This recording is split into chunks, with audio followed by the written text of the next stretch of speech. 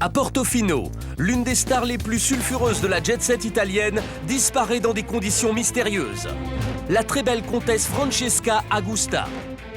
Toute l'Italie est sous le choc. Son parcours aux allures de conte de fées a fait d'elle l'une des figures les plus attachantes du pays. Le Shah d'Iran, Silvio Berlusconi, Barbara Streisand, Madonna, les plus grandes stars du show business et de la politique accouraient à Portofino l'été pour faire la fête à la célèbre Villa Alta Chiara de la comtesse Agusta. La piste de l'hélicoptère était devenue plutôt une piste de cocaïne pour la nuit. Suicide, accident ou meurtre? Qu'est-il arrivé à la comtesse Agusta? En Irlande, le corps affreusement mutilé d'une jeune femme est retrouvé sur un petit chemin au pied d'une maison de pêcheurs isolée. Ce corps, c'est celui d'une Française, Sophie Toscan du Plantier. Elle avait épousé le plus célèbre producteur de cinéma français, Daniel Toscan du Plantier. Cette figure incontournable du 7e art et des médias, de 18 ans son aîné, était l'ami de toutes les stars. En quelques années, c'est dans ce monde de rêves et de paillettes que la discrète Sophie est propulsée. Nous partirons en Irlande, sur les traces de l'épouse de Daniel Toscan du Plantier. Retour sur l'un des plus grands mystères de ces 15 dernières années en Irlande. Sophie Toscan du Plantier ou l'histoire d'un crime parfait. Edward Stern avait tout pour vivre une existence extrêmement heureuse. Pourtant, en 2005, il est retrouvé mort en combinaison de latex dans son luxueux appartement de Genève de 4 balles dans la tête. Edward Stern était un banquier français multimilliardaire, l'un des hommes les plus riches de l'Hexagone. Mais une nuit, il a été abattu. Le dossier est sensible. Mais les enquêteurs vont rapidement être aiguillés sur la piste d'une mystérieuse jeune femme blonde. Une sorte de, si j'ose dire, de geisha. Comment a-t-elle tissé sa toile autour du très convoité Edward Stern? Comment leur jeu sexuel a-t-il pu virer au cauchemar en quelques minutes? Ils étaient dans l'excès. Tout était dans l'excès. Vous allez assister à la vertigineuse descente aux enfers d'un couple hors du commun. Enquête sur une trajectoire fatale, celle du richissime banquier Edward Stern. Le 8 janvier 2001, dans la station balnéaire très glamour de Portofino, l'une des plus grandes figures de la jet-set italienne disparaît dans des conditions mystérieuses. La comtesse Francesca Vacca Agusta. Pendant des jours et des jours, le corps de celle que l'Italie surnomme la comtesse va rester introuvable. Sa rocambolesque disparition va tenir en haleine tout le pays. Il y a même des gens qui ont vu une voiture sortir de la villa avec un corps dans un tapis. Une chute vertigineuse de cette falaise aurait sonné le glas de cette comtesse, dont la vie ressemblait à un véritable conte de fées. Le Shah d'Iran, Silvio Berlusconi, Barbara Streisand, Madonna, les plus grandes stars du show business et de la politique se pressaient aux soirées organisées dans sa somptueuse villa. Cette Francesca qui est devenue d'un coup une des femmes les plus importantes d'Italie. Accident, suicide ou meurtre? Toute l'Italie est en émoi et les rumeurs vont bon train. Les métros, la vie. Surtout une femme qui fait un lifting quelques mois avant, se suicide pas quelques mois après.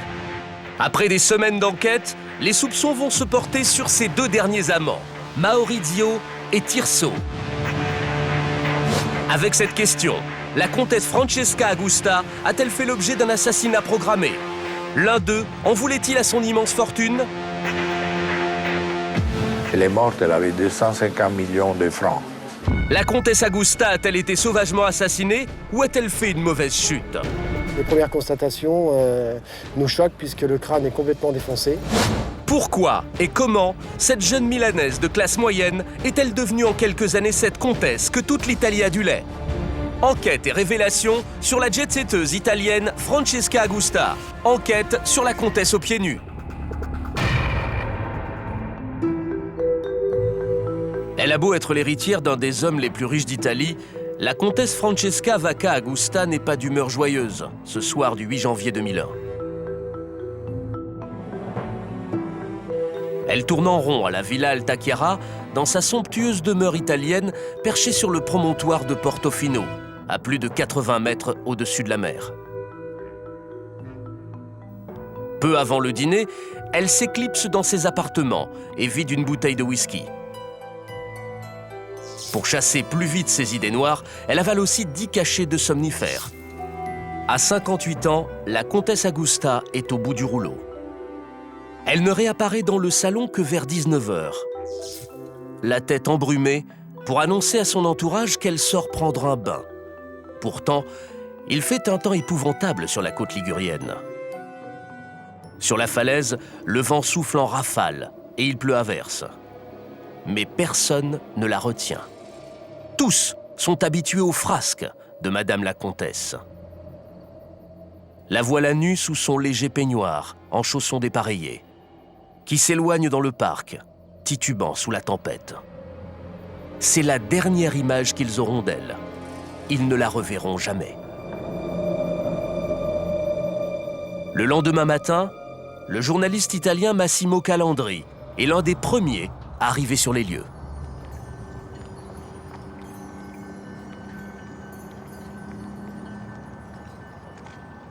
Eh bien, c'était le 9 janvier, le matin. J'avais un ami en contact chez le carabinieri qui me dit qu'il y a eu un gros problème à Portofino et que la comtesse Augusta a disparu. Qu'on est en train de la chercher dans les montagnes autour de Portofino, qu'on ne sait pas vraiment qu'est-ce que s'est passé, mais que c'est un grave problème, qu'il y a tous les policiers qui sont en train d'arriver, de Gênes, de la ville de Gênes, de la ville de Rome même. On ne sait pas vraiment qu'est-ce que c'est en train de passer, mais on sait que c'est quelque chose de très important, parce que la comtesse est très connue dans tout le monde, surtout ici à Portofino. Elle fait des grandes fêtes, elle invite toutes les célébrités, c'est une des femmes les plus riches d'Italie. Le surlendemain, le soleil irradie de nouveau Portofino. Ce ravissant petit port de pêche de 400 habitants est avec Saint-Tropez l'une des stations balnéaires les plus sélectes de la Méditerranée. L'été, Silvio Berlusconi, Dolce Gabbana, les plus grandes fortunes italiennes y séjournent dans leur résidence secondaire. Les barques cèdent leur place aux yachts. Mais ce matin-là, les plongeurs locaux rentrent au port avec une prise inhabituelle. Ils retrouvent par 35 mètres de fond le peignoir, les pantoufles et les lunettes en écaille de la comtesse. Nous sommes retournés sur les lieux avec l'ancien maire du village, Giorgio Devoto. À l'époque, il avait contribué aux recherches.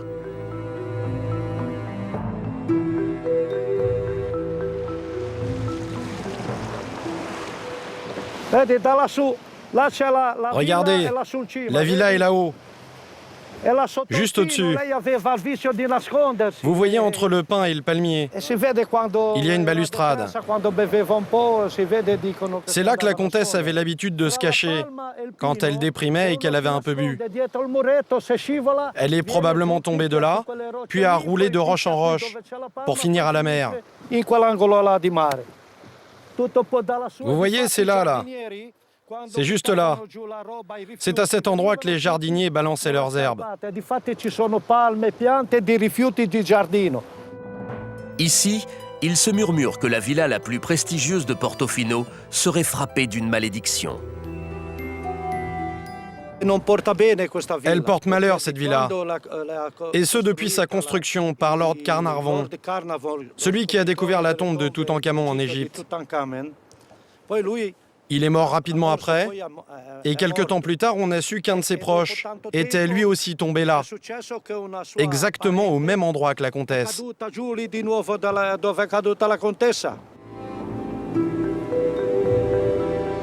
Tout raisonnablement nous fait penser à une tragédie. Alors on comprend qu'elle est tombée. On ne sait rien de... Mais le problème, c'est le corps. On ne trouve pas le cadavre, donc qu'est-ce que s'est vraiment passé? Francesca Vacca Augusta s'est volatilisée. La comtesse a-t-elle mis en scène sa propre disparition? Est-elle tombée accidentellement de la falaise? Ou pire, quelqu'un l'a-t-il poussée? Où est passé le corps de la comtesse Augusta? À Portofino, qu'est-il arrivé à la comtesse Augusta? C'est la question que toute l'Italie se pose.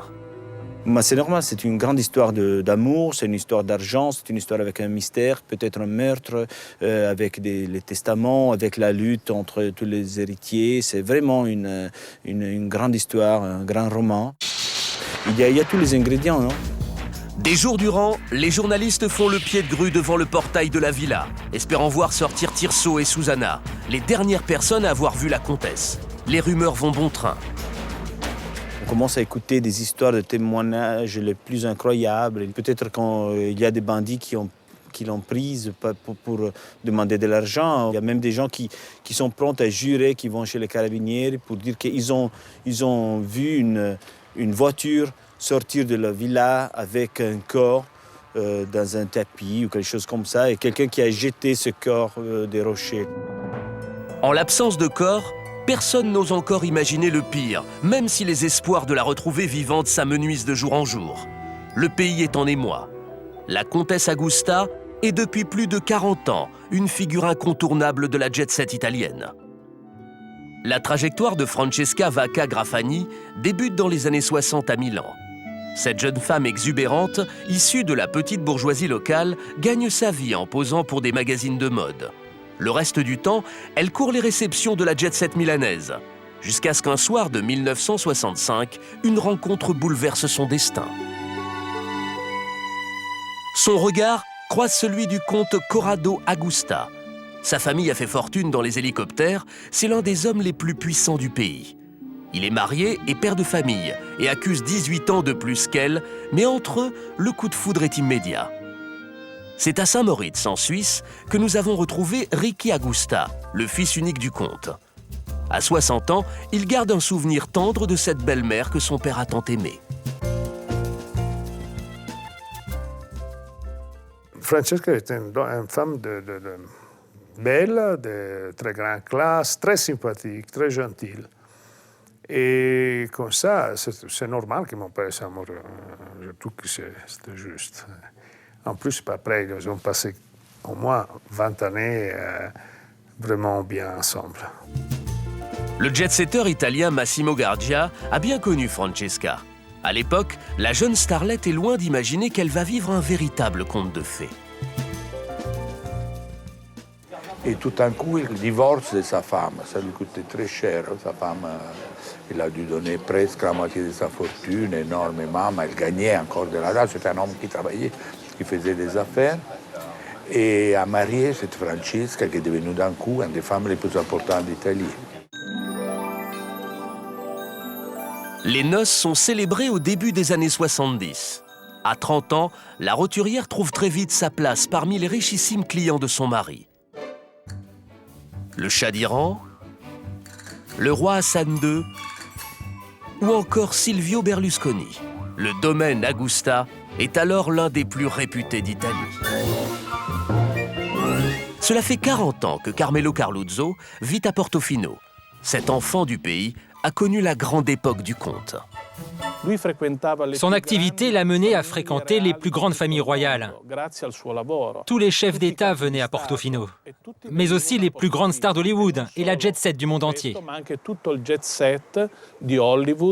Chez elle, j'ai vu Barbara Streisand, j'ai vu De Niro, j'ai vu Madonna. Elle recevait des gens très célèbres. Elle aimait beaucoup inviter des gens très célèbres. Propriété en Italie et au Mexique, chalet à Saint-Moritz, yacht de luxe de plus de 50 mètres ancré à Monaco et rivière de diamants. Francesca Vacca Augusta mène une existence enivrante. Elle est devenue très capricieuse, très prétentieuse. Je ne peux jamais oublier que je donnais une fois un dîner à Sardaigne pour mon anniversaire. Elle était là avec 14 invités. Elle et son mari, c'était 16. Ils avaient fait comme menu salade de crustacés, dans salade de mer et après un timbal de pâtes.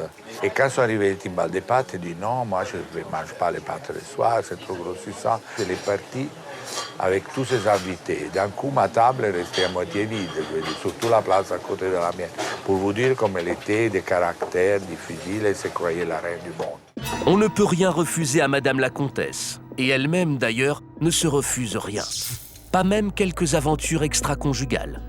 Des infidélités qui, au bout de 20 ans de mariage, auront raison de ce conte de fées. Je pense que la différence d'âge, elle a joué un bon rôle pour faire finir l'histoire. En 1985, le couple se sépare. la comtesse conserve la villa Alta Chiara et s'établit à Portofino. Et à peine un an plus tard, elle tombe dans les bras d'un enfant du village, Maurizio Raggio, un playboy de 20 ans son cadet. Maurizio Raggio avait un bar très connu ici. Il était fréquenté par toute la jet-set. C'est quelqu'un de très sérieux, de très intelligent.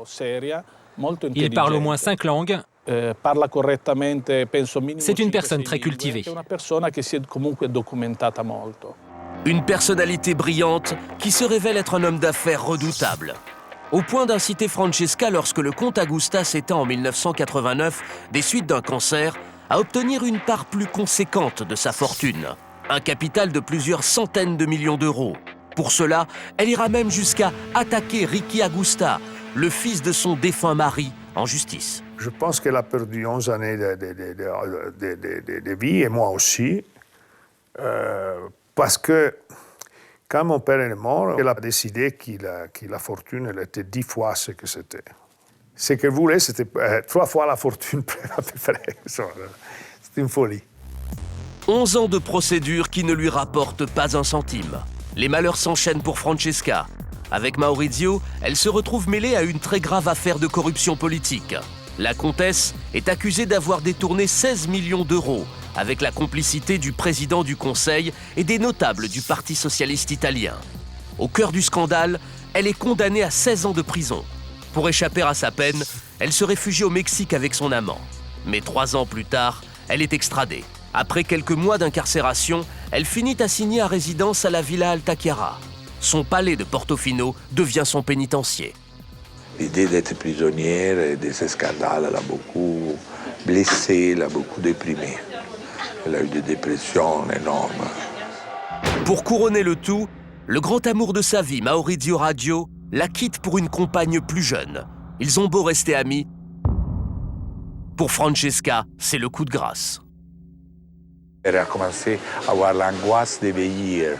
Elle a commencé à faire des liftings, à toutes choses, à faire des choses. Elle ne voulait pas prendre le soleil, elle dormait jusqu'à l'après-midi. La vie chez elle, c'était un peu emmerdant. Et elle a commencé son péchant pour les drogues aussi. La piste de l'hélicoptère était devenue plutôt une piste de cocaïne pour la nuit. Mais vous savez que quand on commence à prendre des drogues, la tête part un peu, je veux dire, on n'est plus la même personnalité, je veux dire. Elle avait peu perdu la tête. Seule, sans enfant, l'extravagante comtesse refait parler d'elle à l'aube de ses 60 ans, en s'affichant avec 2 personnages hauts en couleur.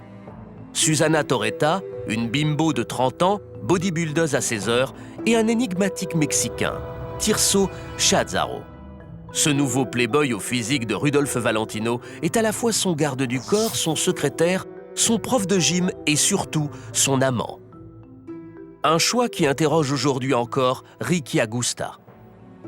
Comment une dame comme Francesca, intelligent, sympathique, généreux, peut se mettre avec une personne comme Tirso? Moi, ça, c'est quelque chose que je ne peux pas me justifier. J'ai connu une des personnes les plus nulles au monde. C'est une offense à l'intelligence de Francesca, je trouve. Ça, c'est ce que je dis. Il y avait un ménage à 3, un ménage un peu compliqué. Raggio, il était le patron, celui qui gérait tout le monde. Gérait la villa, gérait la comtesse, gérait les amis de la comtesse. Il avait mis ces gens à côté d'elle pour mieux la contrôler. Mais cette cour se révèle plus soucieuse de la flatter que de la protéger. 8 jours avant sa mort, Francesca lance un véritable appel au secours à Ricky Augusta, le fils du comte. Cela fait 10 ans qu'ils ne se sont pas parlé au téléphone. Peut-être dans sa tête, elle avait reconnu que moi j'étais la personne la plus fiable, on dit comme ça, qui pouvait s'adresser. Elle m'a dit, je suis très fâché, je ne suis pas content. Les gens autour de moi ils sont seulement intéressés. Les seuls qui n'étaient pas intéressés, c'était Maurizio, mais maintenant il a une autre vie. Elle était fatiguée de ces gens, de cette vie, de ces gens autour. Et tout ça. Je dis, Francesca, c'est toi qui les vas choisir, tes amis, pas moi. Que s'est-il alors passé cette journée fatidique du 8 janvier 2001 dans l'intimité de la Villa Alta Chiara? Ce 8 janvier 2001, c'est l'anniversaire de Maurizio Radio. Pour la première fois, il a décidé de le fêter à Miami, loin de la comtesse Augusta. Il était très fâché et il était très déçu, je crois, pour l'absence de Maurizio Radio. Donc il a commencé à boire. Et pour la deuxième fois en une semaine, Francesca téléphone à Ricky Augusta. Il sera le dernier à lui parler. Elle était dans un état, je ne trouve pas exactement calme. Clairement, elle était sous.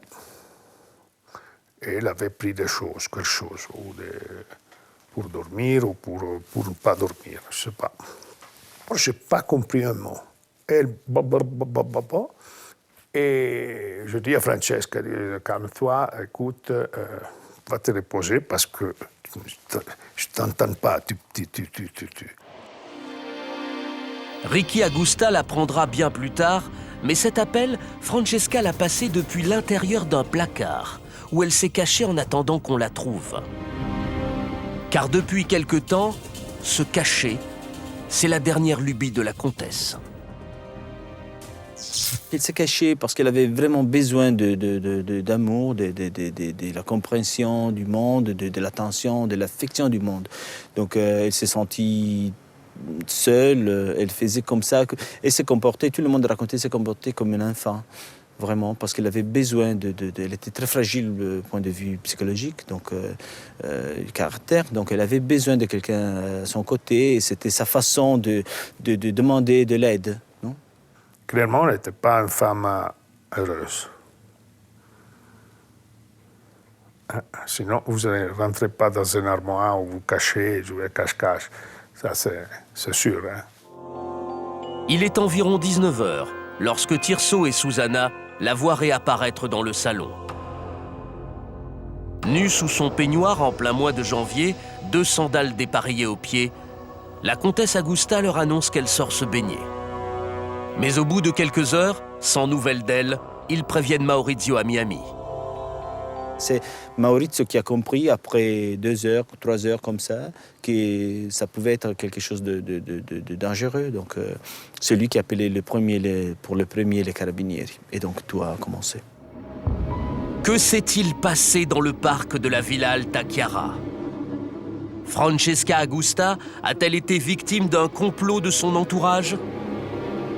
La comtesse, ivre et sous l'emprise de somnifères, a-t-elle perdu seule l'équilibre au bord de la falaise? Ou bien, quelqu'un l'a-t-il aidée à tomber? Et comment expliquer qu'elle ait modifié à plusieurs reprises son testament au cours des derniers mois? À Portofino, après la disparition de la comtesse Augusta, un élément trouble les enquêteurs. Les occupants de la luxueuse villa ont mis 7 heures avant d'alerter les policiers de l'absence inexpliquée de la millionnaire. Et au fil de leurs investigations, ils dénichent un document capital. La comtesse avait rédigé son testament. Mais ce qui les intrigue par-dessus tout, c'est que ces dernières semaines, elle n'a eu de cesse de le modifier. La question, c'est le testament. Qu'est-ce qu'il y avait dans le testament? Elle est morte, elle avait 250 millions de francs dans les comptes courants, liquides, 250 millions de francs liquides. Il y a maison d'Acapulco, maison en Suisse, maison à Milan et maison à Portofino. Énorme maison, beaucoup de valoirs, valeur énorme. La comtesse Augusta était richissime et sans descendance. Alors pour les enquêteurs italiens, elle aurait pu faire l'objet de certaines pressions dans son entourage. Dans les derniers mois, presque chaque semaine, elle voulait changer le testament. Donc peut-être que quelqu'un a pensé, voilà, c'est moi l'héritier, il faut faire quelque chose avant qu'elle change d'idée. Elle faisait tout le temps des testaments selon son humeur. Elle les disait à ses partenaires, ça c'est une chose qu'on ne doit jamais faire. Si vous avez beaucoup d'argent, vous dites à votre partenaire que ils sont légataires, qu'il va vous tuer tout de suite. Et les héritiers les voici. Maurizio et Tirso, ces 2 derniers amants, sont les premiers à figurer sur son testament. 1 an plus tard, en 1999, Maurizio disparaît du document. C'est désormais Tirso et Domenico, le frère de la comtesse, qui doivent se partager le pactole. Le 22 mai 2000, nouveau rebondissement. La comtesse décide de tout léguer à Tirso. Seulement voilà, le 6 janvier 2001, 2 jours avant sa disparition, Tirso est finalement contraint de partager le futur héritage avec Susanna. Mais ce dernier testament non signé, écrit à huis clos, n'aura aucune valeur. Tout le monde était convaincu d'être, disons, l'héritier, non? Celui qui devait avoir le trésor. Maurizio Raggi était convaincu, mais aussi le frère Domenico Vaccagrafagni, aussi le Mexicain, aussi Suzanne, elle pensait, oui, bien sûr, on était des grands amis, donc j'aurais beaucoup d'argent. Et c'est vraiment une lutte, une guerre pour le testament qui a commencé depuis juste quelques heures après sa disparition, parce que à 2h, 3h de la nuit, le frère était déjà là, dans la chambre, avec le Mexicain, ils étaient déjà en train de chercher le testament. Au tribunal de Chiavari, une enquête est ouverte. Cela fait déjà 2 semaines que la comtesse a disparu lorsque soudain, un événement improbable va se produire à 400 km de là, sur les côtes françaises. Le 22 janvier 2001, le lieutenant Laurent Évin, alors gendarme à Hyères, est appelé sur une plage de Bormes-les-Mimosas près de Saint-Tropez. Ici, les plages sont nichées dans des criques et chacune porte un nom. Et parfois, certaines coïncidences sont plus que troublantes. Environ 300 ou 400 mètres d'ici, il y a une petite crique qui s'appelle la crique de Portofino. Mais celle qui intéresse le lieutenant Évin, c'est la crique du Pinet, juste en dessous. C'est dans ce petit coin de paradis à l'abri des regards que ce 22 janvier 2001, des promeneurs ont fait une sordide découverte. On constate la présence du corps d'une femme entièrement dénudée, allongée sur le ventre, qui semble avoir été rejetée par la mer. Les premières constatations nous choquent puisque le crâne est complètement défoncé. Ce gendarme vient de découvrir le corps de la comtesse Augusta. Mais il ne le sait pas encore, car en France, personne n'a entendu parler de sa disparition. Enquête de voisinage, examen du fichier national des personnes disparues, les enquêteurs tentent de mettre un nom sur ce cadavre. À l'Institut médico-légal de Toulon, où il fait l'objet d'une autopsie, une première piste est écartée. Si la victime était tombée de la petite falaise du Cap Bénat à Bormes-les-Mimosas, où son corps a été découvert, ses blessures auraient été bien moins sévères. C'est le docteur Jean-Marc Janin qui réalise cette expertise. La boîte crânienne était ouverte, disloquée, le cerveau était absent, il avait donc été éjecté. Et d'autres blessures que l'on découvrait au niveau des membres, fracture de l'humérus droit, des fractures ouvertes d'une cheville droite, fracture des avant-bras. Ces lésions-là sont rencontrées dans les cas de chute de corps d'une hauteur importante. Le docteur Janin ne décèle aucune trace d'eau dans les poumons. C'est donc que la victime n'est pas morte noyée. Conclusion du légiste, l'inconnue n'est pas décédée à l'endroit où son corps a été trouvé. Elle y aurait donc été déposée. Les enquêteurs varois penchent alors pour un homicide. Les gendarmes français vont-ils parvenir à identifier le cadavre de la comtesse Augusta? Quel élément va les mettre sur sa piste? Et vont-ils découvrir comment ce corps est arrivé sur les côtes françaises? L'enquête sur le cadavre découvert à Bormes-les-Mimosas est confiée au procureur adjoint de Toulon, Nicolas Bessonne. Pour avancer, il dispose des planches photographiques réalisées par les gendarmes le jour de la découverte, du rapport d'autopsie, mais aussi des analyses toxicologiques et d'un schéma dentaire de la victime. On se rend compte très rapidement qu'elle porte 2 alliances avec la même date. Donc ça nous interpelle, 4 novembre 1950, me semble-t-il. Donc c'est quelqu'un qui est identifiable. Et puis on a la dentition. Le seul élément qu'on a, c'est qu'on comprend que c'est une personne qui n'est pas d'extraction modeste et qui est vraisemblablement assez fortunée dans la mesure où le travail qui a été opéré par les hommes de l'art dans sa bouche sont très dispendieux. Mis bout à bout, ces éléments ne mettent toujours pas les gendarmes français sur la piste de la comtesse.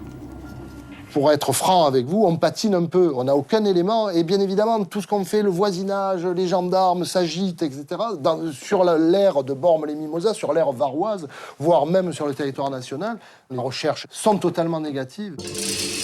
Pour sortir de l'impasse, les enquêteurs lancent un appel à témoins dans la presse. La pêche est miraculeuse. Un lecteur se manifeste. Il pense reconnaître la comtesse Augusta que toute l'Italie recherche depuis plusieurs semaines. Le procureur adjoint contacte aussitôt les enquêteurs italiens et demande à la famille d'apporter au plus vite un schéma des empreintes dentaires de la comtesse. Les pièces manquantes du puzzle sont enfin réunies. Le schéma dentaire correspond, les alliances correspondent au remariage de son père. Il sera ultérieurement fait une expertise ADN avec le frère de Madame Vacca Augusta, qui confirmera définitivement ce que nous savions déjà, donc qu'il s'agit bien de cette personne. L'inconnu du Cap Bénat est donc bien la comtesse Augusta. Mais alors, comment le corps de la milliardaire a-t-il pu s'échouer sur une plage varoise, à plus de 400 km de sa villa de Portofino? Ce sont les techniciens de Météo France, spécialisés dans les courants marins, qui vont apporter la réponse. Le cadavre a dérivé sous l'effet du courant Ligure, qui lèche les côtes méditerranéennes de l'Italie à l'Espagne. À un moment donné, on s'est même demandé si elle n'avait pas été, et je pense que c'est une thèse qui avait été développée par la gendarmerie, est-ce qu'elle n'aurait pas été transportée, jetée là, etc.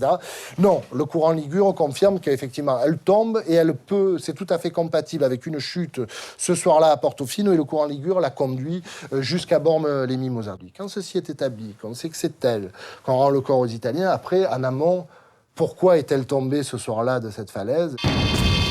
C'est la question à laquelle vont désormais devoir répondre les enquêteurs italiens. Car après plus de 2 semaines d'interrogatoire, aucune charge n'a finalement été retenue contre les amis de la comtesse, et notamment Tirso, son amant mexicain. Certes, il a bien hérité de son immense fortune, mais il a conclu un arrangement avec l'entourage de la milliardaire, afin que chacun touche sa part du gâteau. Maurizio, bien sûr, mais aussi les neveux de la comtesse. Les enquêteurs ont définitivement enterré la thèse de l'assassinat. Reste l'hypothèse du suicide ou celle de l'accident. Chez les policiers, comme chez les proches, les avis restent partagés. La comtesse était fatiguée de vivre.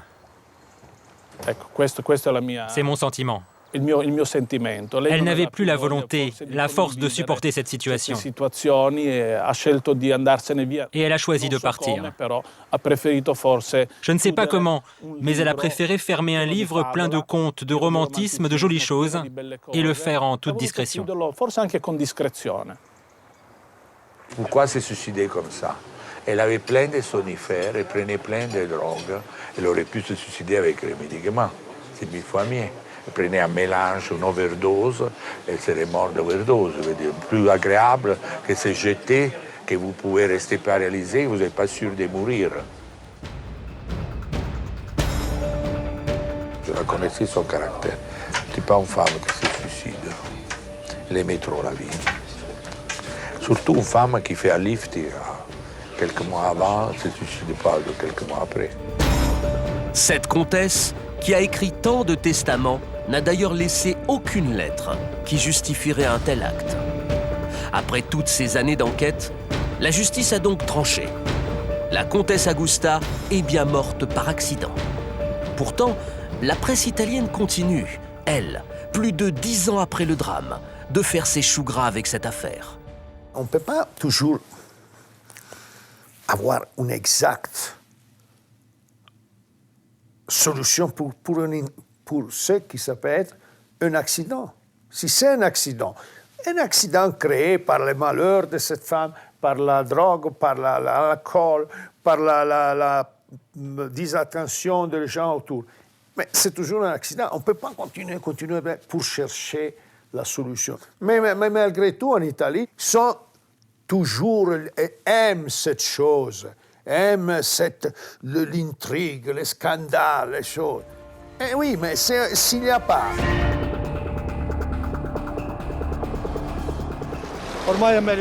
Qu'on la laisse en paix, qu'elle vive tranquille où elle est. Ce qui est arrivé est arrivé. Plus le temps passe, qu'est-ce que vous voulez qu'on vérifie? Rien. Qu'on la laisse en paix là où elle est, c'est tout. À Portofino, ceux qui ont connu et aimé la comtesse voudraient définitivement en finir avec cette histoire.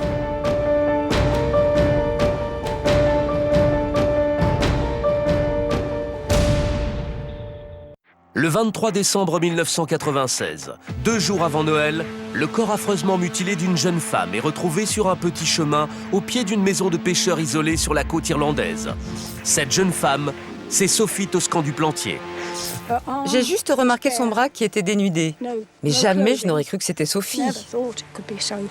Sophie Toscan du Plantier était jeune, jolie et depuis quelques années très riche. Elle avait épousé le plus célèbre producteur de cinéma français, Daniel Toscan du Plantier. Palme d'or au Festival de Cannes 1987 pour l'un de ses nombreux chefs-d'œuvre, cet aristocrate de 18 ans, son aîné, ami des stars, était une figure incontournable du 7e art. En quelques années, c'est dans ce monde de rêves et de paillettes que Sophie est propulsée. Elle était célèbre, elle était riche, elle était très belle. Vous avez tous les ingrédients d'un bon thriller. La frêle jeune femme a été rouée de coups et frappée à la tête avec un objet contondant. L'assassin l'a achevée en lui écrasant le visage avec un bloc de béton. Qui pouvait en vouloir à ce point à Sophie Toscan du Plantier? C'est sûr, c'est quelque chose qui l'a suivi depuis la France. La jeune femme aurait-elle fait une mauvaise rencontre? Ce dont on est sûr, c'est qu'elle était encore en vie aux alentours de minuit. Après, c'est le mystère. 2 mois après le drame, un homme devient le suspect numéro 1.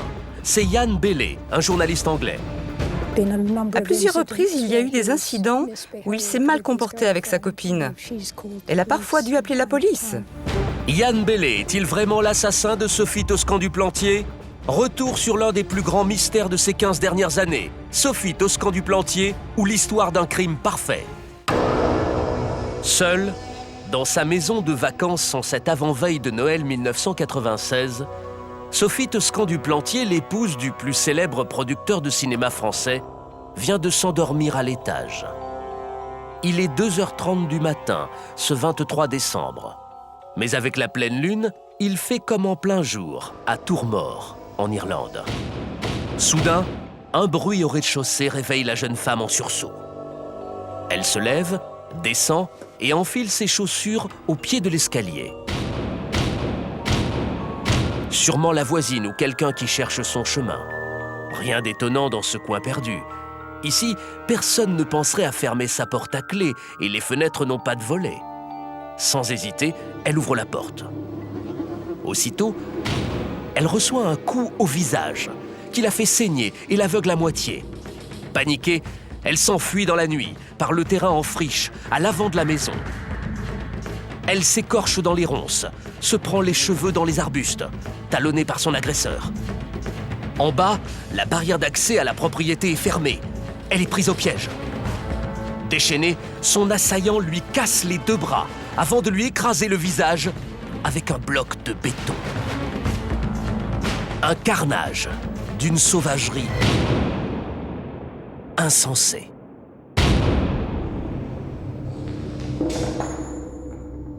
Partie droite du front enfoncée jusqu'à l'oreille. Fracture du crâne et de la main gauche. Doigts des 2 mains cassés.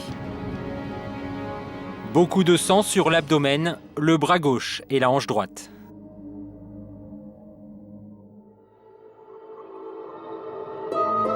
Le lendemain matin, c'est Shirley Foster, la voisine, qui va faire la macabre découverte.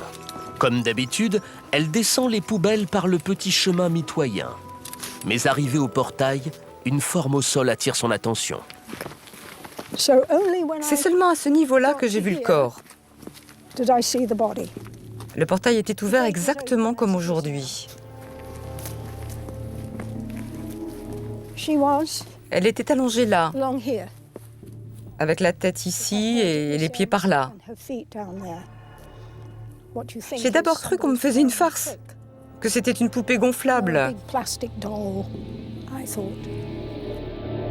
Mais en reprenant ses esprits, Shirley comprend qu'il s'agit d'un cadavre. Je n'ai pas fait vraiment attention à son visage. J'ai juste remarqué son bras, qui était dénudé, et son épaule, couverte de sang. J'étais loin de penser que c'était Sophie. Jamais je n'aurais cru que c'était elle. Ici, tout le monde connaît Sophie. À 39 ans, l'épouse de Daniel Toscan du Plantier partage sa vie entre les mondanités, comme ici au Festival de Cannes, ou là, aux côtés d'Alain Delon, et la quiétude des paysages irlandais. Son mari est l'un des producteurs de cinéma les plus influents du XXe siècle. Son succès se confirme aussi auprès des femmes. Il a déjà 3 enfants de 2 précédents mariages, lorsqu'en 1988, il séduit Sophie, de 18 ans sa cadette. Loin des strass de la Côte d'Azur, c'est à Tourmort, le lieu de villégiature de la jet-set européenne, en quête de discrétion et de tranquillité, que la jeune femme aime venir se ressourcer. Il y a 5 ans, elle a acquis cette maison de pêcheurs isolée qui domine la mer Celtique. Là où ce matin du 23 décembre 1996, son corps a été retrouvé. La nouvelle arrive en France le soir même. Les parents de Sophie l'apprennent par le journal télévisé. C'est son mari, Daniel Toscan du Plantier, qui, grâce à ses relations, obtiendra confirmation de la nouvelle tard dans la nuit. Bien sûr, ça nous a complètement chavirés, je sais pas, enfin bon, on savait plus trop où on en était, c'était quelque chose de terrible qu'on peut pas... elle était couchée sur le dos, elle a certainement vu quand il a pris cette masse de béton qui lui a écrasé le visage. Alors je dis que ça c'est une mort atroce. C'est une mort atroce. Et c'est ça aussi que je vois souvent le soir. Que s'est-il passé cette nuit du 22 décembre 1996, dans cette région reculée d'Irlande? Pourquoi cette jeune maman discrète et sans histoire a-t-elle été sauvagement assassinée? Qui se cache derrière un acte aussi barbare?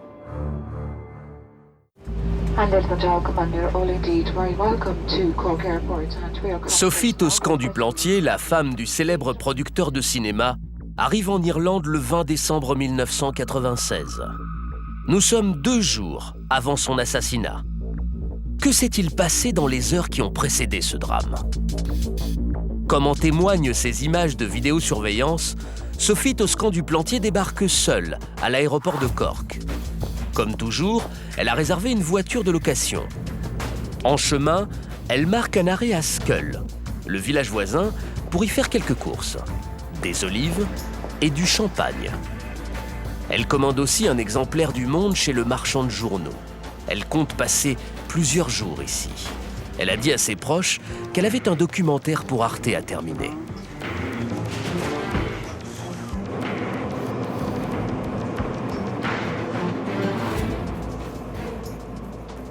Quand elle avait un projet quelconque d'écrire, il fallait qu'elle soit tranquille.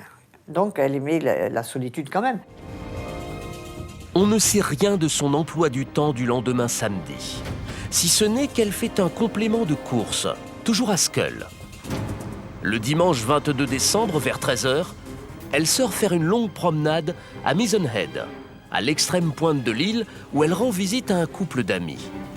Puis, sur le chemin du retour, elle s'arrête dans un pub de Crockhaven, où elle a ses habitudes. Billy O'Sullivan, le patron, est la dernière personne à avoir vu Sophie en vie. Elle s'est assise là, comme d'habitude. Elle a pris un thé et on a un peu papoté. Je me souviens lui avoir demandé ce soir-là si elle serait des nôtres pour notre petit pot de fin d'année. On prépare toujours quelques sandwichs pour les gens du village. Et je crois qu'elle m'a dit qu'elle rentrait en France pour Noël, mais qu'elle n'était pas sûre. J'ai trouvé ça bizarre. J'ai cru comprendre qu'elle attendait un coup de fil pour se décider. Mais bon, Vous ne faites pas toujours attention à ce genre de détails.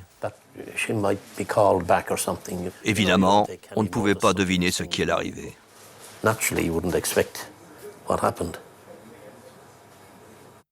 Le soir même, Sophie appelle sa femme de ménage. C'est décidé, elle rentrera finalement dès que possible. Pourquoi ce revirement, alors qu'elle vient tout juste d'arriver? A-t-elle reçu ce mystérieux coup de fil? On ne le saura probablement jamais. À cette époque, en Irlande, les relevés téléphoniques n'existent pas. On sait juste qu'à 19h, elle parle à son amie Agnès Thomas, puis vers 23h30, à son mari, Daniel Toscan du Plantier, à qui elle annonce qu'elle a trouvé un vol pour Toulouse le lendemain 24 décembre. Ce sera son dernier signe de vie. Le déroulement de cette soirée, Barry Roche l'a retourné maintes fois dans sa tête. Depuis 14 ans, ce journaliste est considéré comme le spécialiste de l'affaire Toscan du Plantier. Ce dont on est sûr, c'est qu'elle était encore en vie aux alentours de minuit. Après, c'est le mystère. Seule, dans sa maison isolée, à qui Sophie Toscan du Plantier a-t-elle ouvert sa porte? La jeune femme attendait-elle quelqu'un? Avait-elle un rendez-vous prévu qui aurait mal tourné? Qui a bien pu assassiner sauvagement, en pleine nuit, Sophie Toscan du Plantier? En Irlande, le meurtre de Sophie Toscan du Plantier devient l'affaire criminelle la plus mystérieuse de ces 15 dernières années. Une énigme qui fascine, aujourd'hui encore, le commissaire de police de l'époque, Dermot Dwyer. Pendant plus de 10 ans, c'est lui qui a dirigé les investigations. La victime était célèbre, probablement riche, très belle, et il y a peut-être une histoire de sexe derrière tout ça. C'était aussi le premier crime dans cette région d'Irlande depuis environ 100 ans. Tous les ingrédients d'un bon thriller. Mais le moins qu'on puisse dire, c'est que l'enquête commence mal. La police a mis des siècles à arriver. Au bout d'une demi-heure, ils nous ont rappelés pour nous demander où on était exactement. Ils ne nous trouvaient pas. Puis ils l'ont couverte avec une bâche, mais elle est bien restée là jusqu'au lendemain soir. Car tout le monde attend John Harbison, l'unique médecin légiste du pays. Il mettra près de 72 heures à arriver, trop occupé sans doute par les préparatifs de Noël. Mais pour le commissaire chargé de l'enquête, ce n'est qu'un détail. On a beaucoup jasé sur le retard du médecin légiste. Mais elle était déjà morte à 10h30. Son corps était froid. Il a pu déterminer une heure de décès approximative. Ça n'a rien changé à l'enquête. Nous avons travaillé sur des bases très professionnelles. Pourtant, c'est bien à main nue, comme en témoignent ces images de l'époque, que les enquêteurs ratissent les lieux, à la recherche du moindre indice. En vain. L'arme du crime reste introuvable. L'assassin n'a rien laissé. De nombreuses erreurs ont été commises, notamment par les policiers eux-mêmes qui ont saccagé la scène de crime sans prendre aucune précaution.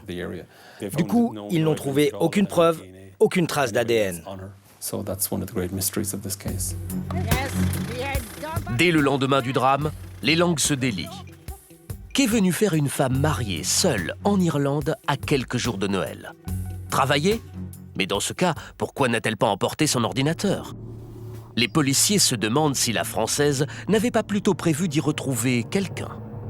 Car plusieurs indices les intriguent. Il y a d'abord 2 verres lavés posés sur l'évier. Et sur la table de la cuisine, une bouteille de champagne intacte. Celle achetée 2 jours plus tôt au supermarché. Mais il y a surtout dans le salon 2 fauteuils installés face à face près d'un radiateur. Pour la mère de Sophie, tout ceci n'est que pure élucubration. L'histoire des 2 chaises, moi je dis ça, alors là vraiment, elle faisait exactement comme mon père. Quand il faisait froid, mon père s'asseyait sur une chaise. À côté du radiateur, il mettait une autre chaise, il mettait ses pieds. Et il lisait quoi. Elle a toujours fait ça. D'ailleurs, la maison ne recèle pas le moindre signe d'une présence étrangère. Il n'y a aucune trace de lutte et rien n'a été volé. Par terre, c'est de l'ardoise. Alors tout marque, hein. Surtout s'il y a de la boue ou quelque chose comme ça. tout marque. Et là, il y avait effectivement des marques, mais ce n'était que des marques de Sophie. Donc ça voulait dire qu'en principe, personne n'était rentré. On n'invite pas les gens chez soi à 2 h du matin dans un tel coin. C'est pas dans les habitudes. Des rumeurs accréditent malgré tout aux yeux des enquêteurs la thèse de la rencontre amoureuse. Depuis quelque temps, Sophie et son mari ne seraient plus sur la même longueur d'onde. Et le fait que le producteur, très attendu par la police, ne se déplace même pas à la nouvelle du drame est interprété dans la population comme une attitude suspecte. Mais il y a une histoire ici que c'était le mari de Sophie en France qui a envoyé quelqu'un ici pour faire ça. Je ne sais pas. Mais le mystère continue. Parmi ceux qui penchent pour cette hypothèse, Léo Bolger, l'homme à tout faire de Sophie. Une fenêtre à changer, un radiateur à réparer, c'est toujours à lui qu'elle faisait appel. C'est sûr, c'est quelque chose qui l'a suivi depuis la France. Ça ne peut pas être un Anglais ni quelqu'un du coin. Ces choses-là n'arrivent pas ici. Surtout qu'elle ne fréquentait quasiment personne. Elle ne s'était pas vraiment intégrée. Cette piste, le commissaire principal de la police de Bandon, Dermot Dwyer, n'y croit pas une seconde. Daniel Toscan du Plantier ne sera d'ailleurs jamais interrogé. Ça aurait été très compliqué pour quelqu'un venant de Paris d'arriver jusqu'ici sans se faire remarquer. Il serait vu à l'hôtel, en voiture. Bien sûr, en tant que force de police, nous avons envisagé toutes les hypothèses. Pensez-vous qu'il y ait une chance pour que son mari ait commandité quelqu'un sur place? Pour moi, aucune. Sans ADN, sans armes, sans indices ni mobile, un mois après le crime, la police irlandaise ne tient pas le moindre début de piste. Et pourtant, quelques semaines plus tard, un homme va devenir le suspect numéro 1. Qui est cet individu? Comment les enquêteurs vont-ils arriver jusqu'à lui? Pourquoi sont-ils persuadés de tenir enfin l'assassin?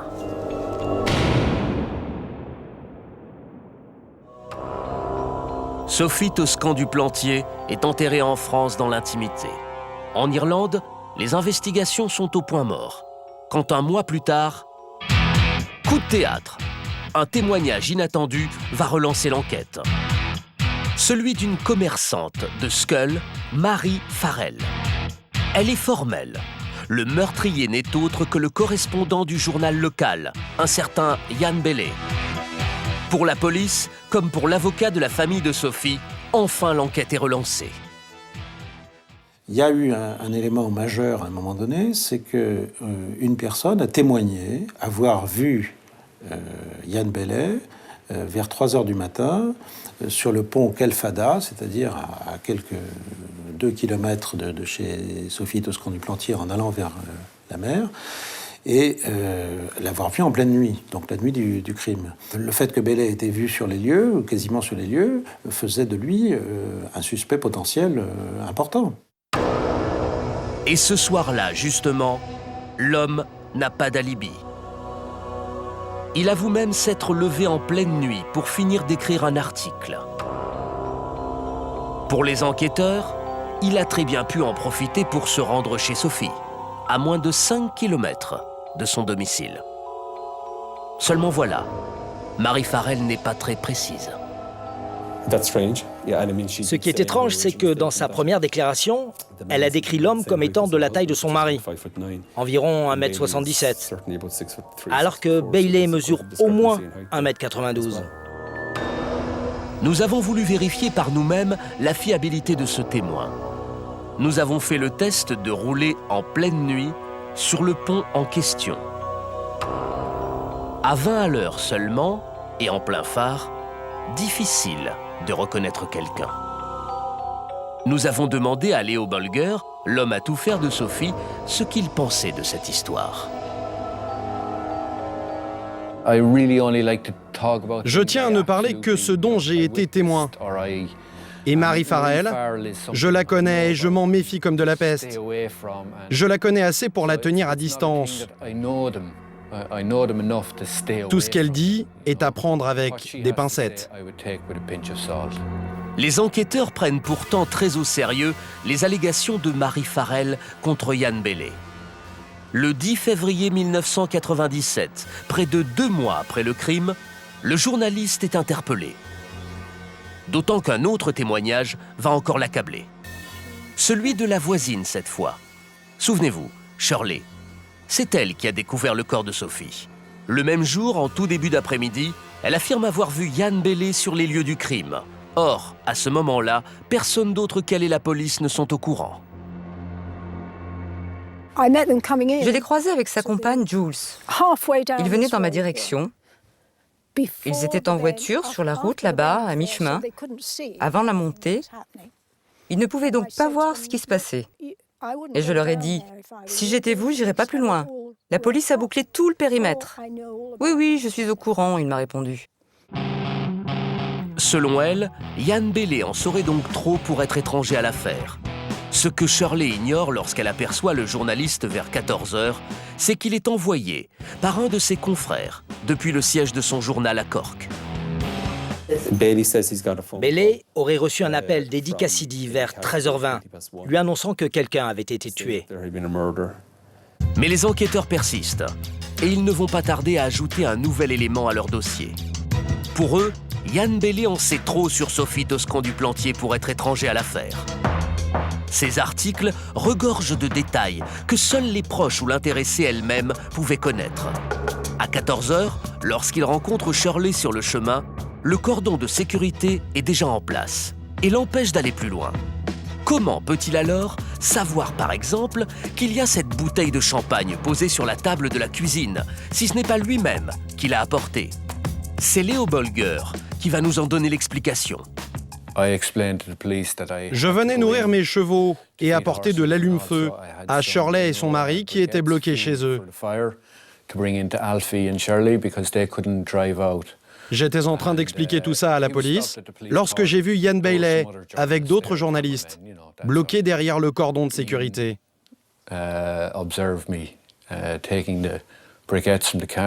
Quand il a vu qu'on me laissait passer, il s'est approché de moi et m'a demandé s'il pouvait en profiter pour m'accompagner.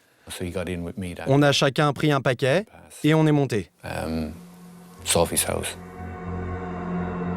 En passant devant la maison de Sophie, le journaliste a donc très bien pu apercevoir la bouteille par la fenêtre. Convaincus de tenir leur coupable, les enquêteurs s'intéressent maintenant à sa personnalité. Et ils vont apprendre une information majeure. Jan Belley n'est pas un des leurs. Il est anglais. Alors forcément ici, ça fait jaser. Il est bizarre, oui. Pour moi, il est bizarre. Quand il est de pleine lune, il sort dans le champ, il commence à chanter, comme ça. Vous avez vu ça? Non. J'ai attendu ça. On a entendu des choses sur sa vie conjugale, comme quoi il battrait sa copine. Mais bon, c'est délicat. Il aime la boisson. Il a l'alcool mauvais. À plusieurs reprises, il y a eu des incidents où il s'est mal comporté avec sa copine. Et plusieurs fois, elle a appelé la police. C'est difficile parce que bon, il y a un côté, on se dit, oh, oui, c'est peut-être bien lui parce qu'on savait qu'il frappait sa femme, son amie. Que dire d'autre quand il n'y a pas vraiment de preuves? Les preuves, les enquêteurs sont persuadés de les tenir enfin. Lorsque plusieurs jours après le crime, en interrogeant de nouveau Jan Belley, ils constatent des éraflures sur son front et sur ses bras. Et si elles résultaient de la lutte qui a coûté la vie à Sophie? D'autant que le lendemain du crime, le journaliste a été vu de près par Shirley Foster, la voisine. Elle s'était trouvée nez à nez avec lui sur le petit chemin. Seulement voilà, là encore, son témoignage ne corrobore pas celui des policiers.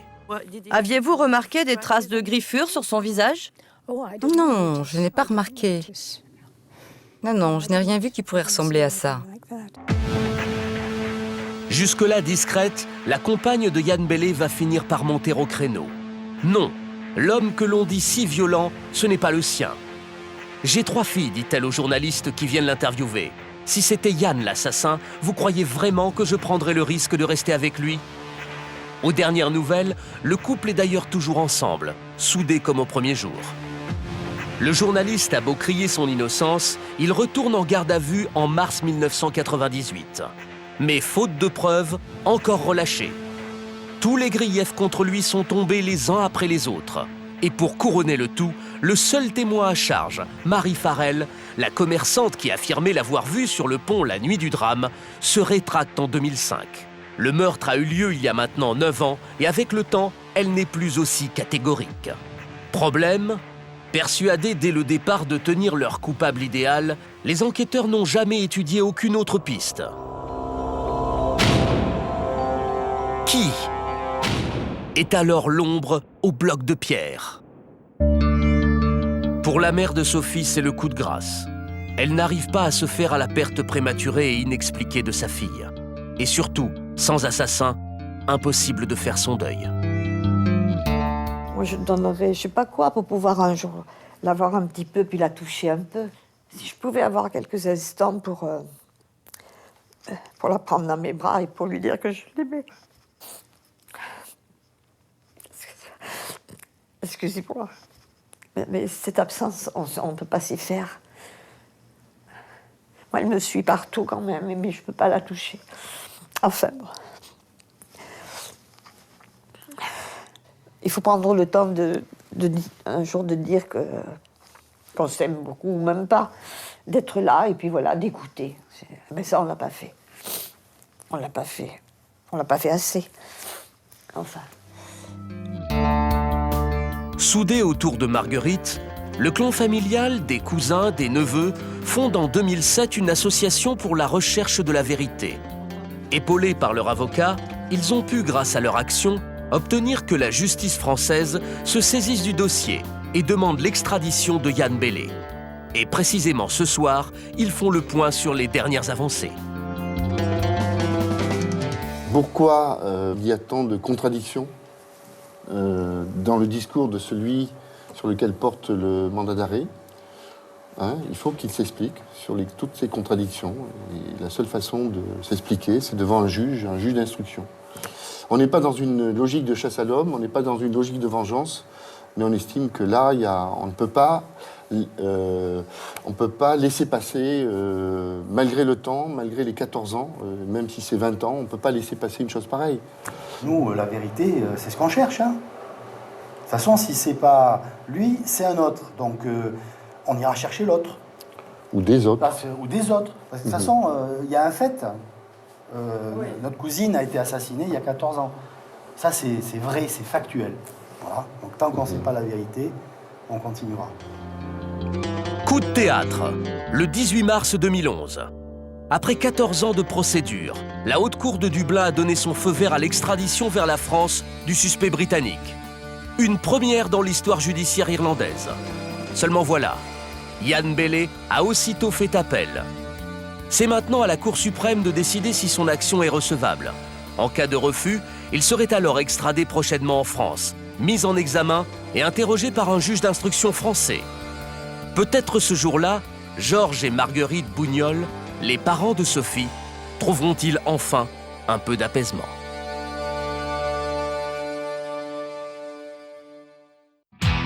Le 1er mars 2005, à 1h de l'après-midi, un cadavre est découvert dans un luxueux appartement de Genève. Ce corps, c'est celui d'Edward Stern, l'un des plus brillants banquiers français, vient d'être abattu de 4 balles dans la tête. Il est retrouvé ligoté et vêtu d'une combinaison de latex. On sait d'ailleurs qu'il se sentait en danger dans les derniers mois de sa vie, qu'il se déplaçait souvent armé ou protégé. Dans le monde très feutré de la haute finance internationale, la macabre découverte fait scandale. À 50 ans, Edward Stern était à la tête d'une des plus grandes fortunes de France. Ce proche de Nicolas Sarkozy comptait parmi les personnalités les plus influentes du Gotha de la finance et de la politique. Il y a ceux qui ont été en affaire avec lui et qui le dépeignent évidemment comme un personnage qui pouvait être extrêmement violent dans la négociation, extrêmement menaçant. Accident, règlement de compte financier ou crime sexuel?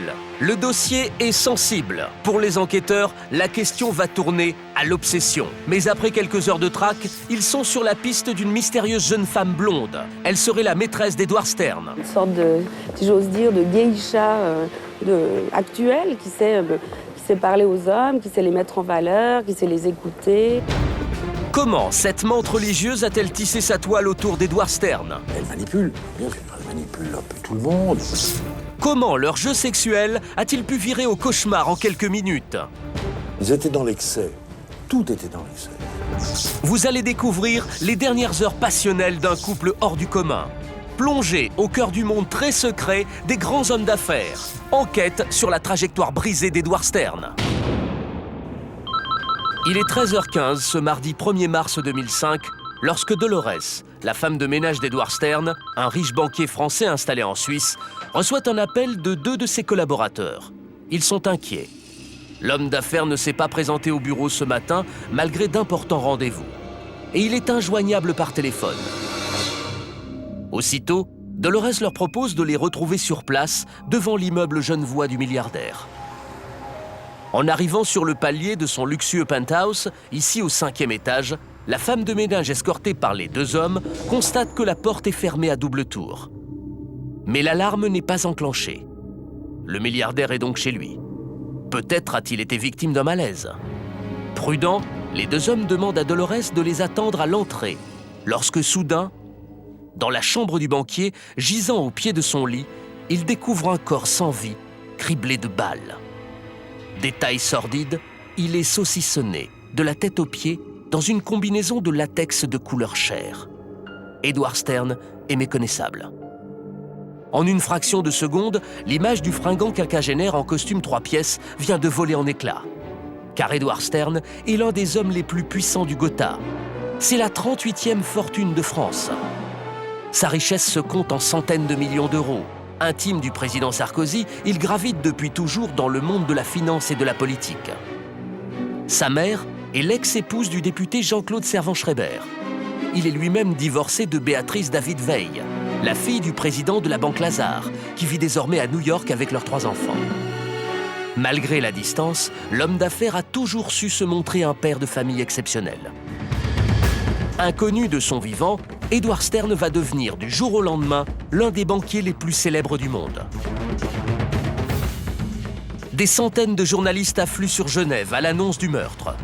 Un coup de projecteur dont se serait bien passé ce discret territoire helvétique entièrement dédié aux grandes fortunes de la planète.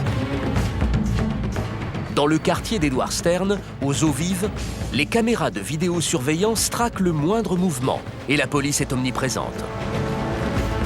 L'immeuble du milliardaire dispose même au rez-de-chaussée d'un commissariat ouvert 24 heures sur 24. Pourtant, personne n'a entendu le claquement des 4 balles tirées à bout portant sur le banquier.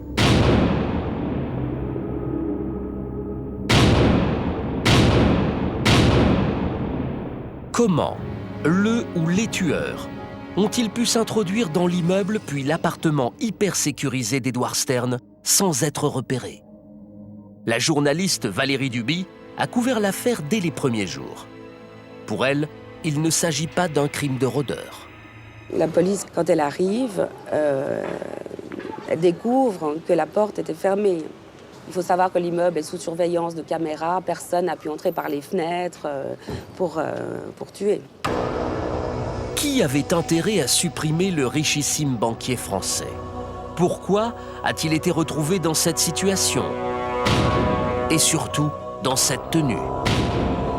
Autant de questions auxquelles vont devoir répondre les enquêteurs qui viennent procéder aux premières constatations. Une chose est sûre, la porte n'a pas été forcée. Edward Stern a donc ouvert à son ou ses agresseurs. Peut-être même les connaissait-il, car en faisant l'inventaire de ses clés, les policiers vont très vite découvrir qu'il en manque une. Comme il manque l'arme du crime et les balles qui ont servi à le commettre. Par contre, tous les bibelots sont en place et aucun des nombreux tableaux de maîtres qui ornent les murs n'a disparu. La piste d'un cambriolage qui aurait mal tourné est immédiatement écartée. Alors Edward Stern a-t-il été victime d'une affaire de mœurs ou d'un crime crapuleux? N'aurait-il pas plutôt fait l'objet d'un règlement de compte financier? Qui a bien pu s'acharner à ce point sur la 38e fortune de France?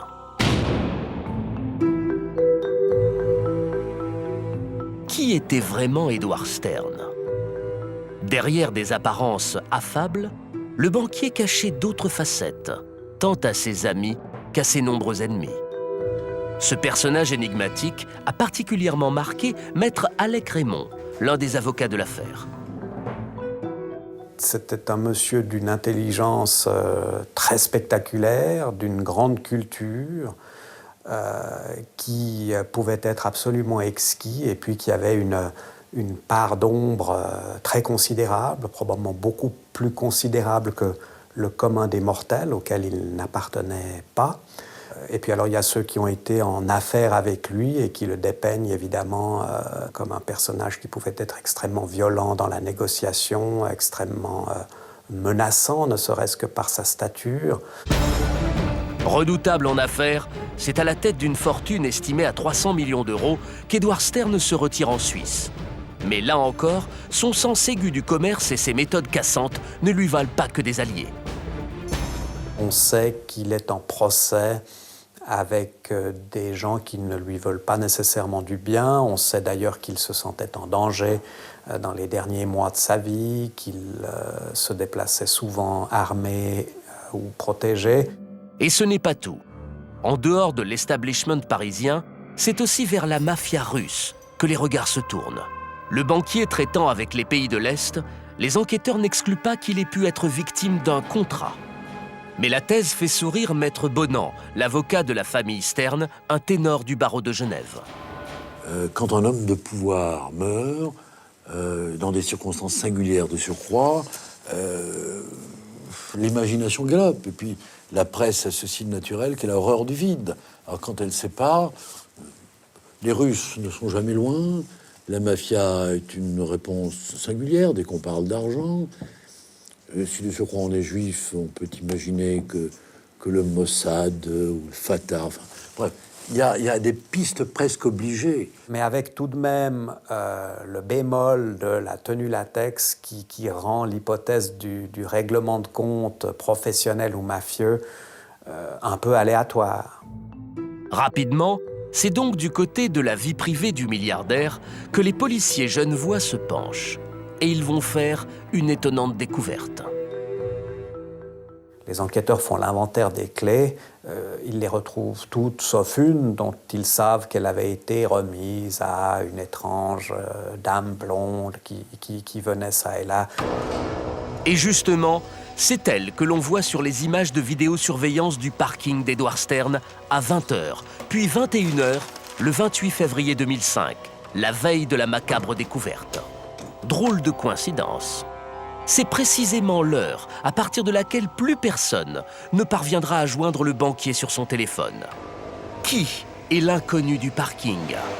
Les enquêteurs veulent en savoir davantage. Assez vite, ils apprennent qu'il s'agit de Cécile Brossard. Je crois qu'elle est le suspect numéro 1 dans les heures qui suivent. En attendant de pouvoir l'interroger, les enquêteurs vont se renseigner sur le profil de cette jeune femme, dont l'entourage du banquier n'a jamais entendu parler. Cécile Brossard, c'est une femme qui a 35 ans, qui vient de France, qui navigue entre Paris, Nanteuil-le-Haudouin et puis Montreux, c'est-à-dire Clarence, où elle vit avec son ami, qui est en réalité son mari, puisqu'ils se sont mariés à Las Vegas.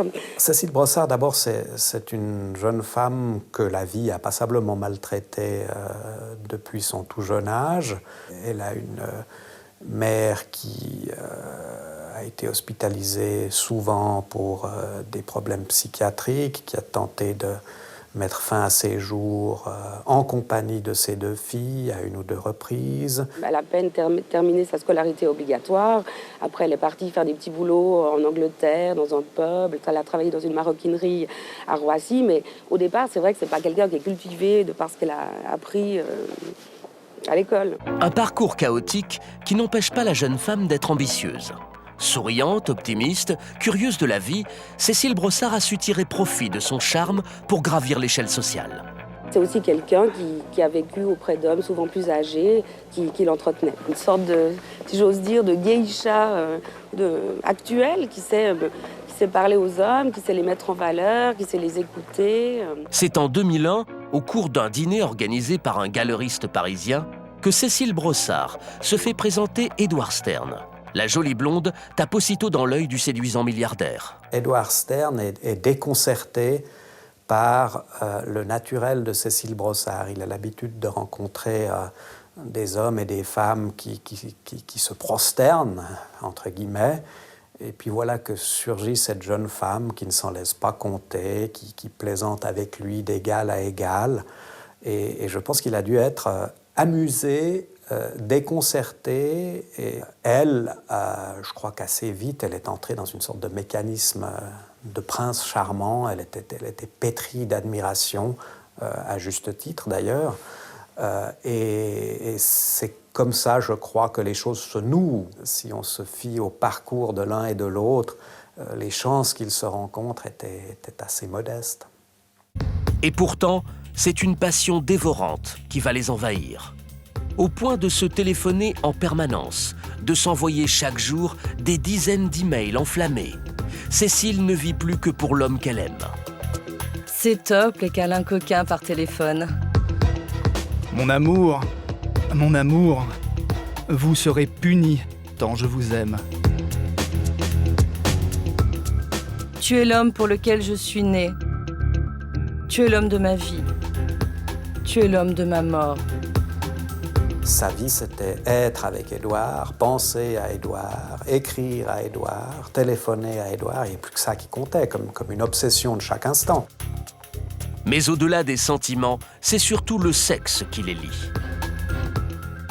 Cécile Brossard va initier Edward Stern à des jeux sexuels qu'il ne connaît pas, et notamment le latex, sadomaso, les trucs à plusieurs, les partouzes. Des jeux qui pimentent le quotidien austère de cet homme, que plus grand-chose ne parvient à divertir, au dire de ceux qui pensaient le connaître. Ces expériences de l'extrême sont-elles allées trop loin ? Cécile Brossard a-t-elle tiré à 4 reprises sur son amant ? Pourquoi aurait-elle abattu froidement cet homme qu'elle aimait à la folie ? 4 ans après leur rencontre, le conte de fées entre Edward Stern et Cécile Brossard ne s'avère plus aussi magique qu'elle l'aurait souhaité. Comme tous les couples passionnels et passionnés, ils se disputaient. Ça faisait partie du langage de leur amour. Ils étaient dans l'excès. Tout était dans l'excès.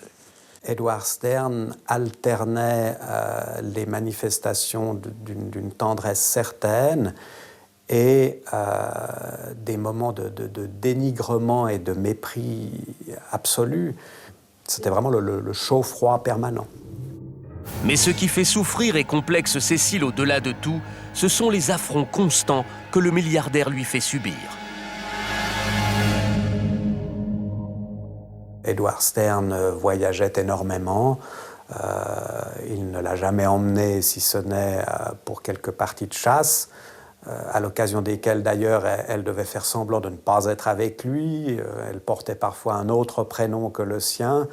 On ne peut pas dire que ça soit une officialisation très spectaculaire. Et puis, dans les salons parisiens, new-yorkais et genevois, c'est pas avec elle qu'il se déplaçait. À partir d'un certain moment, Madame Brossard formule une exigence dont j'allais dire qu'elle est assez classique et assez féminine. Elle n'est pas blâmable en soi. Elle dit à Edward Stern les paroles d'amour, les actes d'amour. Voilà que tout d'un coup, il sait que s'il ne cède pas, il la perd. Après 4 ans de cette liaison tumultueuse qui ne l'amène nulle part, Cécile tape subitement du poing sur la table. Tu feras ton virement et j'aurai la certitude que tu m'aimes vraiment. Ça me suffit pour être pleinement heureuse. Elle exige le mariage et la dot. Et pas une petite somme, $1 million. Edward cède. Le 11 novembre 2004, il s'engage à légitimer leur union et à lui verser l'argent. Je souhaite te rendre indépendante et t'épouser. Je crois que c'est la seule solution qui nous permettra de voir notre avenir avec de la lumière dans les yeux et dans le cœur. Mais Edward Stern ne tient pas parole à la date prévue. Alors elle lui écrit une lettre très étrange où elle lui dit au fond, tu ne tiens aucune de tes promesses et c'est d'autant plus dommage que tu as trahi de nouveau notre pacte parce qu'elle est très souvent dans le superlatif, tout est pacte de sang, que je voulais ce million comme gage d'amour, l'aurais-je reçu que je te l'aurais immédiatement rendu. Cette somme, je ne l'utiliserai jamais mieux qu'en te la rendant en totalité, juste après l'avoir reçue, pour te prouver à mon tour combien je t'aime. Et c'est quand il reçoit cette lettre, par laquelle elle s'engage à le rendre, qu'il le verse. Ce n'est que le 12 janvier 2005 que le $1 million arrive au Crédit Suisse de Montreux sur le compte de Cécile. Mais la preuve d'amour s'est trop fait désirer. La jeune femme est vexée, elle se rend injoignable. Cette fois, c'est Edward Stern qui prend la mouche. Ce million qui devait être la garantie, le gage symbolique de nos amours à venir, à peine le reçoit-elle, voilà qu'elle disparaît de ma vie. Donc j'ai été trompé. Et à vrai dire, je croyais qu'on était dans la symbolique amoureuse, étrange certes, mais symbolique amoureuse. Je m'aperçois que c'est simplement une gourgandine qui était un peu habile en disant « donne-moi ça pour me montrer que tu m'aimes ». Je le lui montre, ce signe étant donné, elle part avec son million. Et à cet égard, il n'a pas sens de l'humour, donc il fait bloquer son million, une saisie provisionnelle, un référé, comme on dirait chez vous.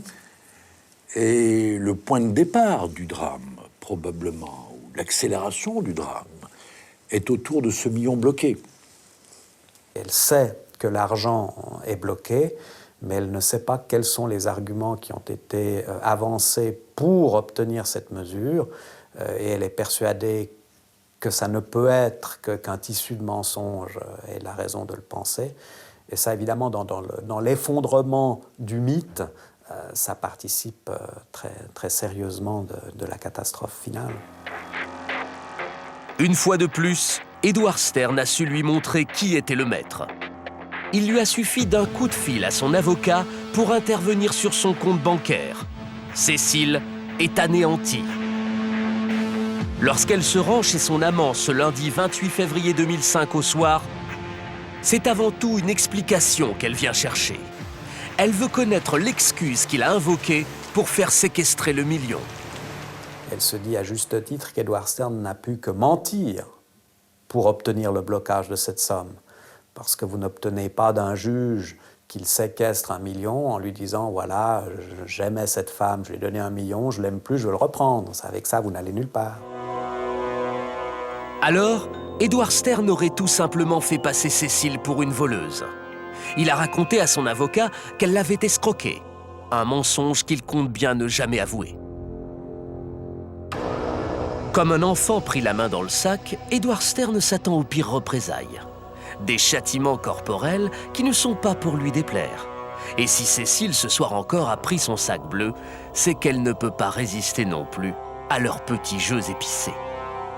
Il contient son attirail de maîtresse intraitable, chaps de cavalière, bottines en cuir et accessoires sexuels.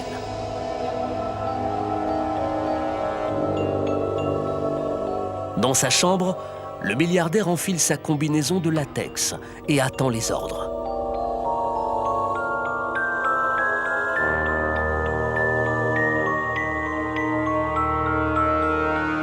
Assis à califourchon, face au grand lit blanc, il se laisse ligoter, dominer, humilier. Soudain, un événement inattendu vient perturber leurs ébats.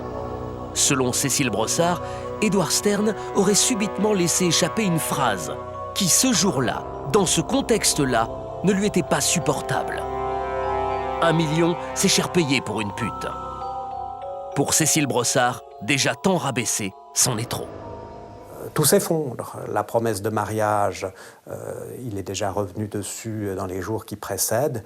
Et puis ce million, avec toute la valeur symbolique qui s'y attache, devient, à travers ces mots-là, le salaire de la pute, si je peux m'exprimer un peu brutalement. Et pour elle, ça provoque le clash psychologique qui amène le geste fatal. Une version que n'accrédite pas l'avocat de la famille Stern. qu'Edward Stern ait pu, en telle occasion, avoir ce qu'on appellerait un vocabulaire soutenu, ça me paraît tout à fait certain. Est-ce qu'il l'a eu dans ces circonstances-là? Est-ce que c'est un propos qu'elle place là pour le rendre cause d'un acte, alors que peut-être elle va le prendre dans une autre conversation ou dans une autre dispute? Cette phrase, dans un jeu d'amour sadomaso, n'est pas une phrase d'une grande surprise, elle est même d'une incroyable banalité. Même les plus bourgeois d'entre nous ont parfois un vocabulaire contracté au moment du plaisir, un vocabulaire qui stimule, enfin, un vocabulaire de palefrenier, des hommes qui par ailleurs sont infiniment raffinés dans leur... Alors, de traiter la femme aimée de pute au moment de l'étreinte, c'est pas que je le préconise, d'ailleurs, je n'ai pas à donner à cet égard de leçons, mais je pense que si nous avions l'oreille fine, nous l'entendrions presque partout et tout le temps. Cécile, pourtant, ne l'entend pas de cette oreille. Elle se lève, se dirige vers le dressing, où elle sait que le banquier cache ses armes et s'empare de son Smith & Wesson. Pointé entre les deux yeux du milliardaire, le pistolet équipé d'un silencieux lâche une première balle de 9 mm. Dans l'immeuble, personne ne se rend compte du drame qui se noue au 5e étage. Edward Stern s'écroule, mais il vit toujours. Cécile Brossard tire à 3 autres reprises, achevant son amant d'une dernière balle dans la tempe. Puis, elle s'effondre à genoux, la tête entre les mains, avant de se ressaisir. Sans scier, elle ramasse tout ce qu'elle peut, oubliant au passage qu'elle laisse ses empreintes un peu partout dans l'appartement. Les douilles, les canettes qu'ils ont consommées dans la cuisine et les accessoires. Elle glisse le revolver du crime dans un sac blanc. Elle ferme les volets et la porte à double tour.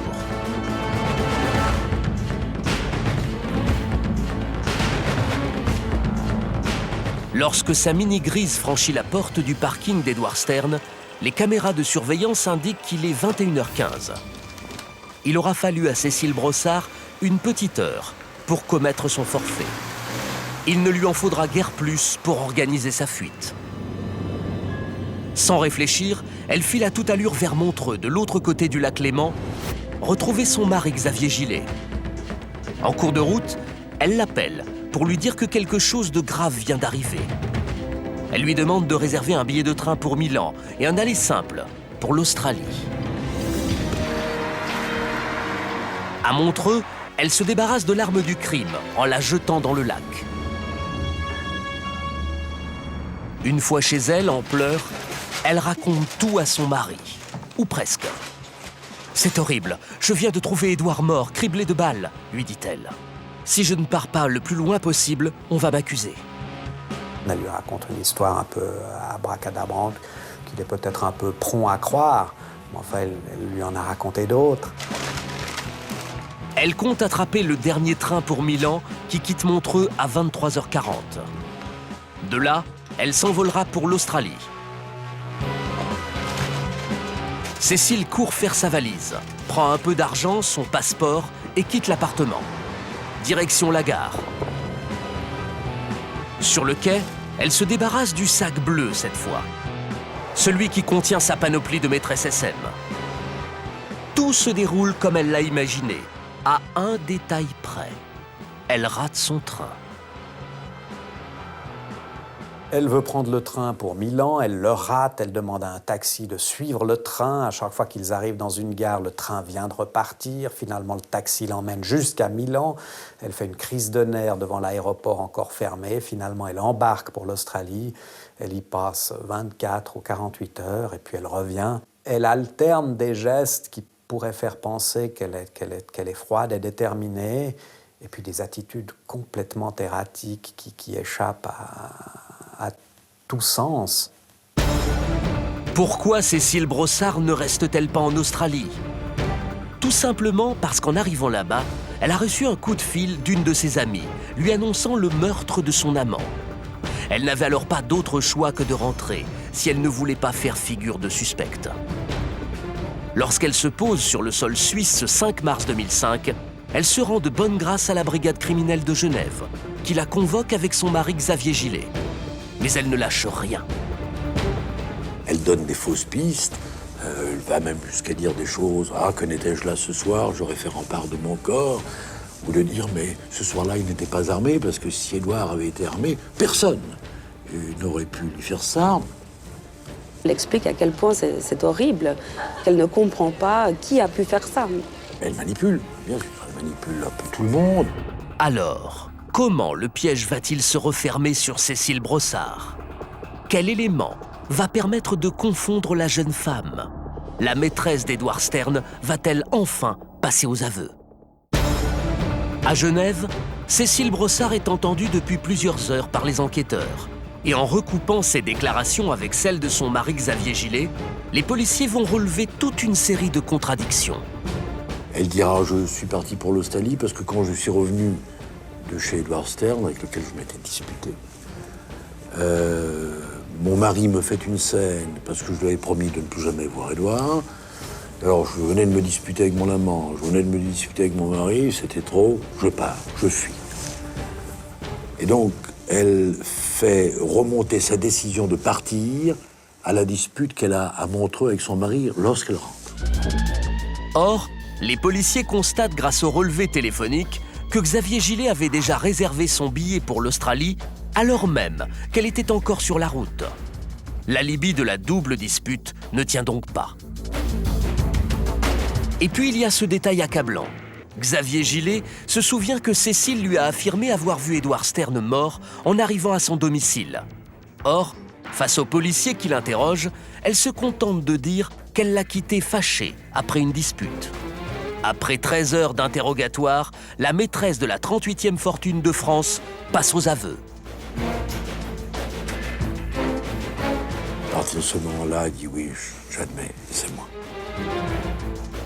Mardi 15 mars 2005, 15 jours après le crime, Cécile Brossard est inculpée d'assassinat et incarcérée à la prison de Chandelon à Tonnex, près de Genève. Le procès aux assises s'ouvre le 10 juin 2009. Les journaux et les télés du monde entier ont fait le voyage pour couvrir les audiences. Tout le monde attend des révélations croustillantes sur les pratiques sexuelles du Gotha. La foule se presse pour apercevoir l'exécutrice du banquier milliardaire.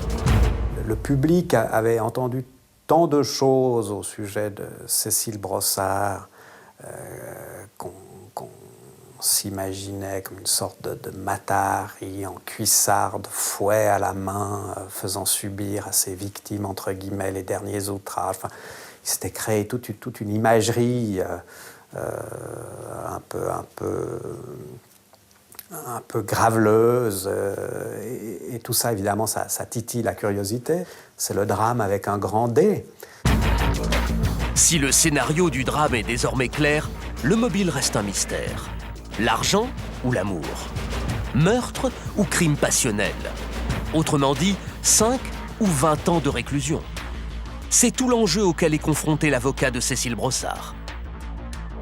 Elle le tue parce que tous ses rêves s'écroulent. Ça, c'est assurément, le contexte général. Et alors, sur la question de la vénalité, le million avait un poids symbolique beaucoup plus grand que simplement le poids de l'argent. Alors, évidemment que je ne vais pas vous dire qu'elle n'en avait rien à faire. Elle qui n'a jamais vécu sur un grand pied, 1 million, c'était 1 million, et ça reste 1 million. Mais c'est en tout cas pas un crime d'argent, l'affaire Stern. En tout cas pas. Pour la défense, l'affaire Stern n'est donc rien d'autre qu'une histoire d'amour qui a mal tourné. Une thèse insoutenable pour l'avocat des proches de la victime. Je me suis opposé au crime passionnel. Pourquoi? Parce que dans notre droit suisse, le crime passionnel est un crime excusable.